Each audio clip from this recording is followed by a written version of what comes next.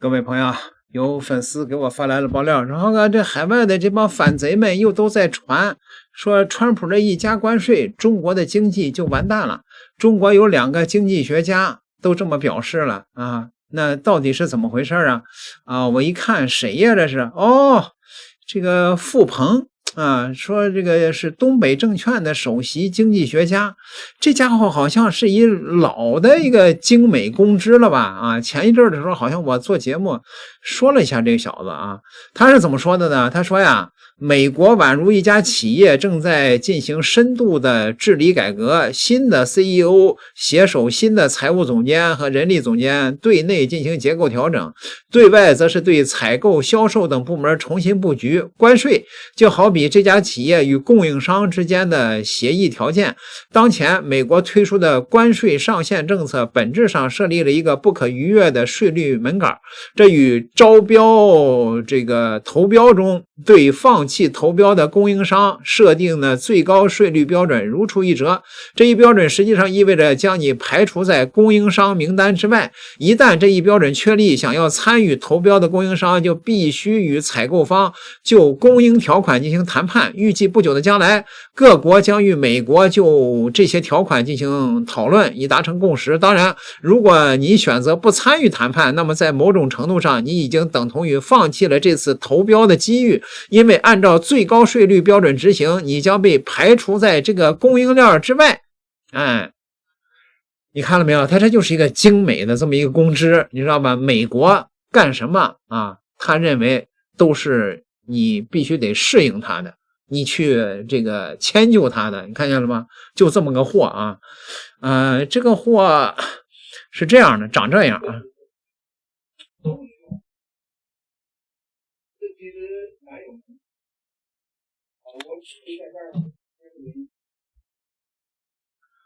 有人肯定想问有没有解决方案啊？有的时候你也知道有，但是取决于如何做、怎么做、做不做的问题，好吧？谢谢。首先，傅鹏这个人第一个他没有受过正式经济学的训练，所以你挂的名字叫中国经济学者，是简单讲是冒牌货。他是英国 University of Reading， 就是一个2、3流的学校里面念 MBA 的。那你也许懂 MBA， 怎么不懂经济学？我也念过 MBA， 我也念过经济学博士。我跟各位讲 ，MBA 跟经济学差距很大啊。然后他就是做一个股市分析师啊，会分析股票，不你会分析经济。以傅鹏的演讲来讲，我也不客气讲，就是江湖术士。所有的言论完全没有经济学的根据，全部胡扯。谈经济不能像谈股票一样很肤浅。什么叫肤浅啊？我股票涨了就是因为会套给下一手，是这样子看经济问题吗？那就不是经济学家就股票炒手。你是房地产炒手吗？还敢挂着什么首席经济学家，丢脸！东北证券丢脸。这就是个江湖术士，你知道吗？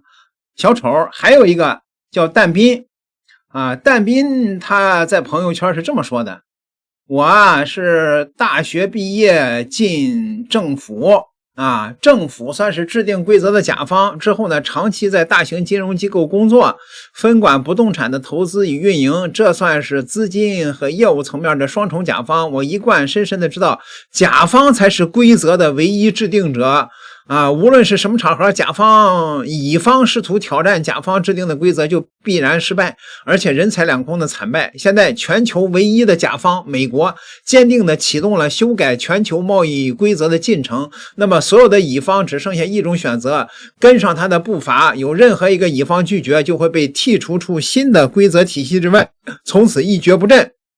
没有任何的乙方可以承受这种后果。记住，一群只会卖货的乙方绝对是不可能挑战手里边有钱的甲方。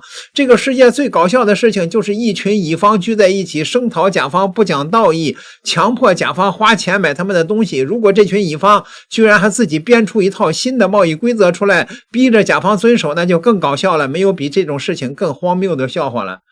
大伙儿也看到了啊，这也是一个精美的美吹。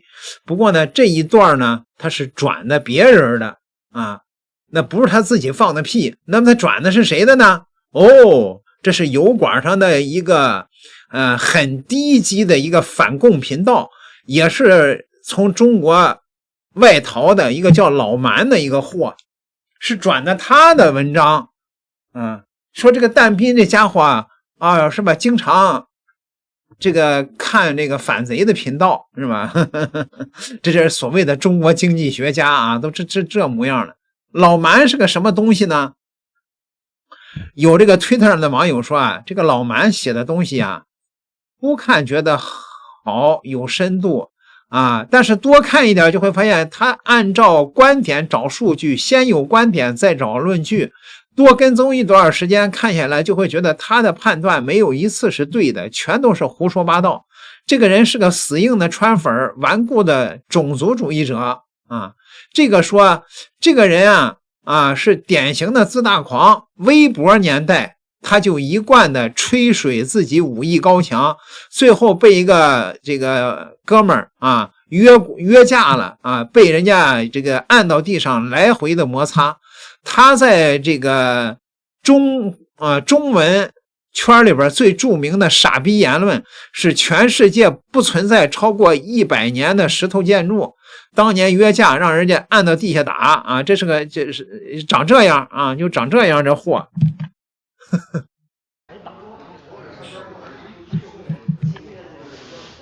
来那个有钱的红个钱场，没钱的红个脸场，走过路过不要错过。我打套拳给大家看，神经病。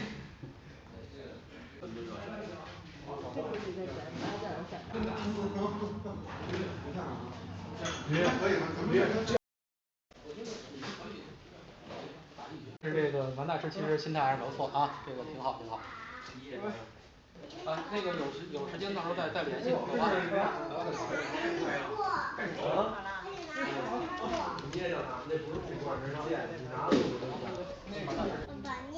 肯定是双方有差距的，所以也想跟大家说，就是当然也挺好的，但是说也挺看好刘大师的这个手艺，但是呢，老蛮先生他们跟那个5月傻人是一帮的，原来在中国混的当时的一群反贼公知，现在都逃到海外来了就是跪舔那帮独溜运的屁眼为生的一群人所以这个中国所谓的经济学家这两个货，哎呀，这个人家这位朋友说平隐他都800年了，就是个初中没毕业的半文盲，到处搜罗点没有根据的数据，再加上一堆吹牛逼的名词忽悠人，口气比牛逼还大，认知比王八都低。有一阵子鼓吹这个还吹过李小龙打遍天下无敌手，就是个老蛮吧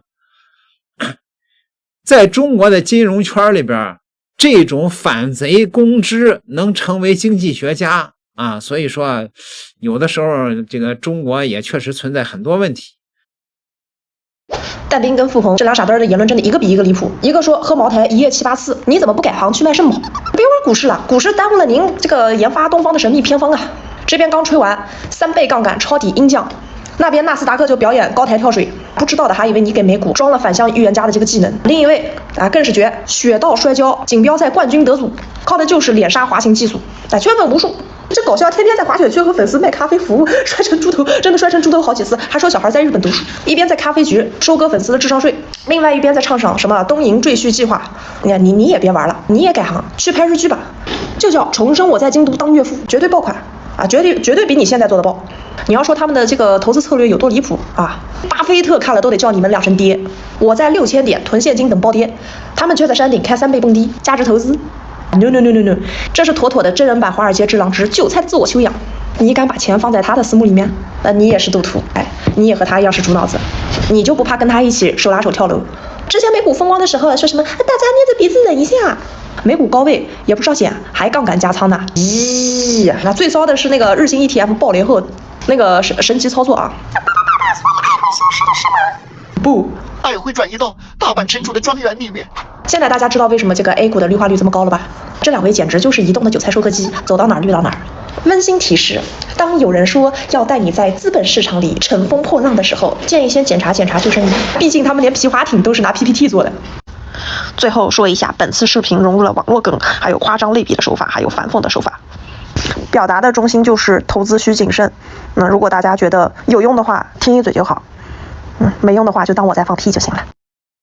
原来这两个精美的公知是中国金融圈里边著名的两个大傻逼，投啥赔啥的货啊！他们的认知配得上他们的这个名声啊！哎呀，你跪美国就管用了吗？美国的目的是要搞垮中国。What would we have to deter China? In my opinion, we have economic strength. China will probably have more military, bigger navies, more weapons, more missiles. They'll have nuclear. They've got space. They have a space station.